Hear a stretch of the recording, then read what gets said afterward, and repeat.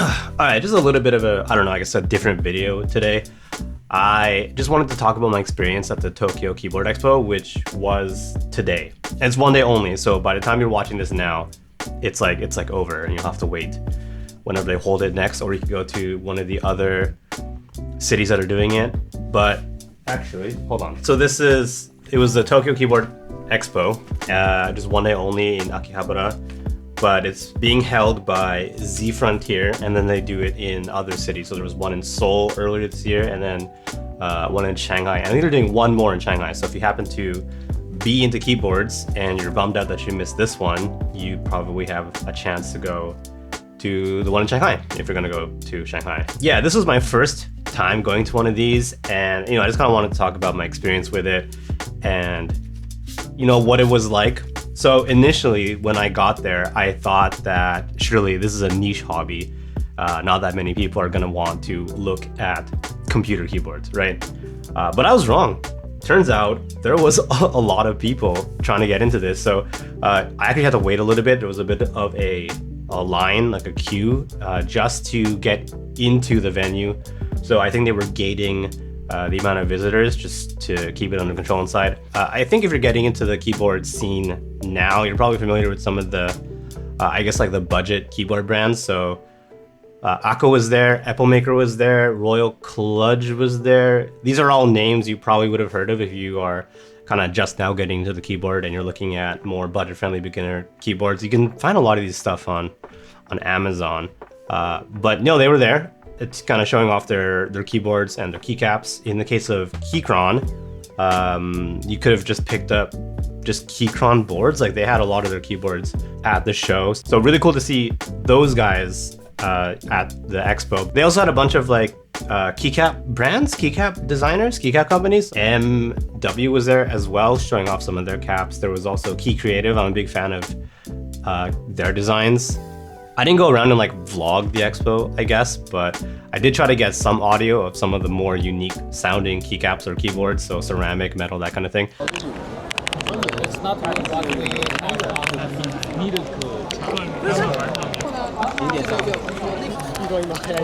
The craziest keyboard that I got to try out and type on was a Solenoid keyboard.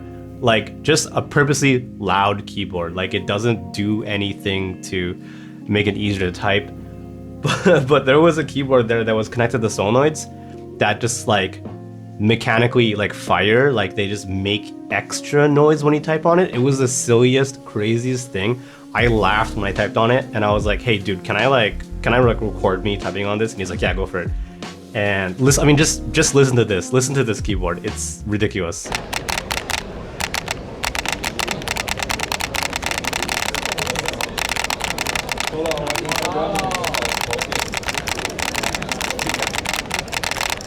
So that doesn't like make your keyboard better. I mean, it kind of makes your keyboard better. It's like so insane for a keyboard to make that noise. I hit a key on that keyboard, and as soon as it like made that noise, I laughed. I was like, oh my god, this is insane.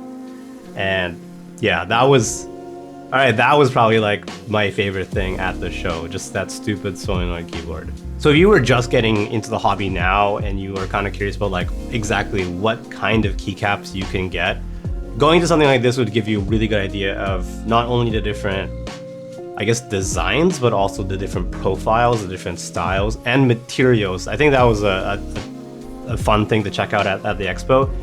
So normally, like when you think of keycaps, you're thinking of like ABS plastic or PBT plastics, but at the show, they also had more unique materials for keycaps. So I tried out a set of metal keycaps, just full metal keycaps.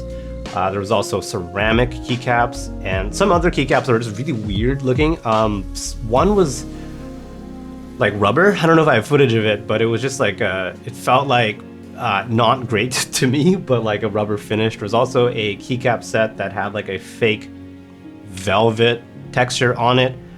That was really weird. Not for me, but if you're into something like, you're looking for something like really unique and really bizarre, they have like that kind of material as well. As for switches, there weren't that many like switch companies there. A lot of booths had kind of switches, and especially if they're a company that they kind of like designed their own switches, they would have had a few of their own samples there.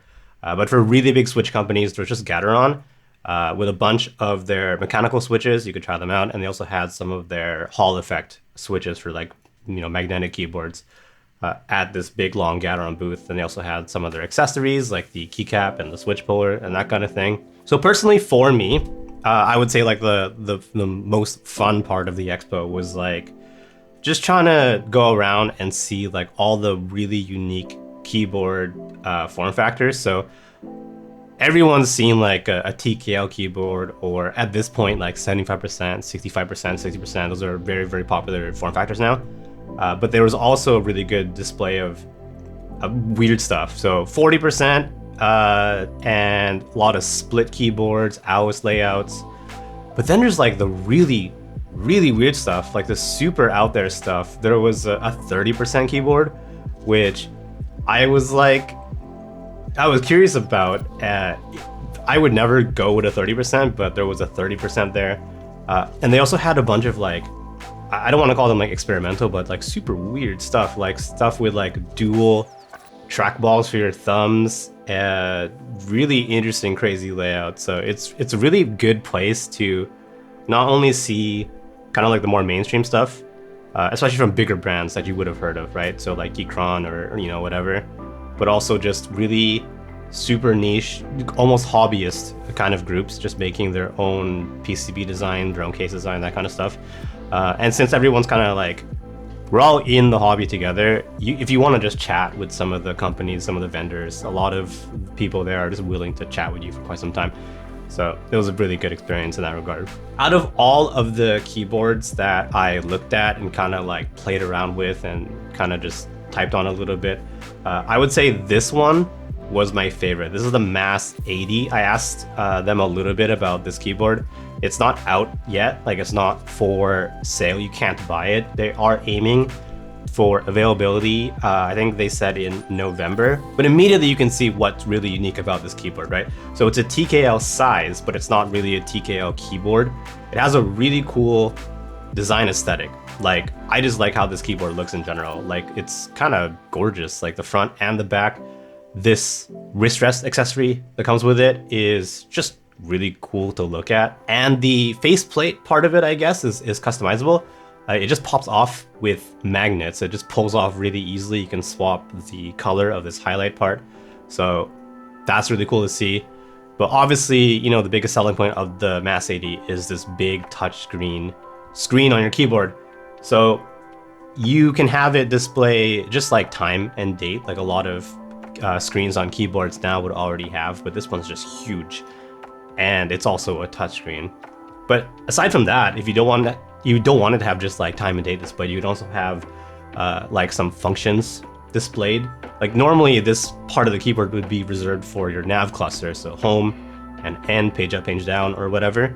You can still have that here, but just in the form of like touch buttons. All in all though, it was super fun talking to everyone, talking to all the vendors. QWERTY Neo was there, so I got to swing by their booth, check out the Neo 80 CU, which is a TKL size keyboard, CU for copper. Like, I took a look at the Neo 75 on this channel, like I did a 75 build a couple months ago, and the 80 is just monstrous. It's so heavy.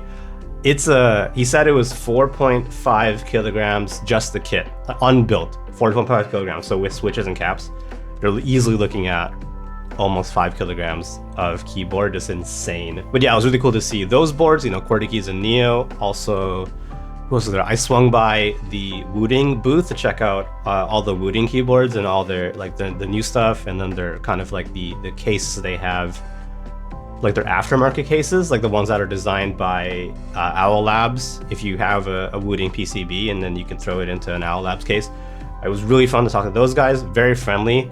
I was chatting at the Wooding booth for like, honestly, like 30 minutes, just about like, oh, I don't have a Hall effect keyboard, but I'm looking to get one in the future. Like, obviously Wooding's a big name in Hall effect. I was chatting with those guys for a super long time, so that was really fun. But yeah, that was my first time going to the Keyboard Expo. I think they have these yearly.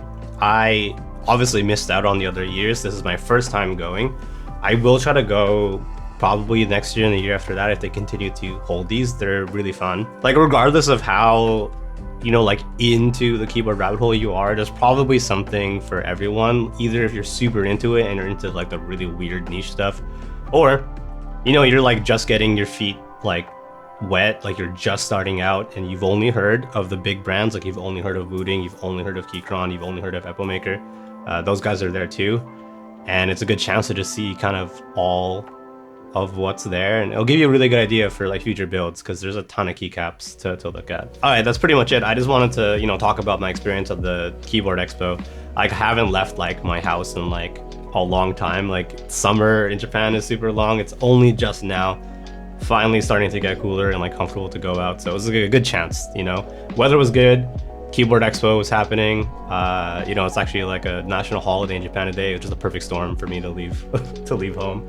So yeah, hope you enjoyed this. Probably more so if you're into keyboards. If not, I don't know. I appreciate you watching to the very end regardless. So thanks a lot for watching. I will see you again next time. Take care.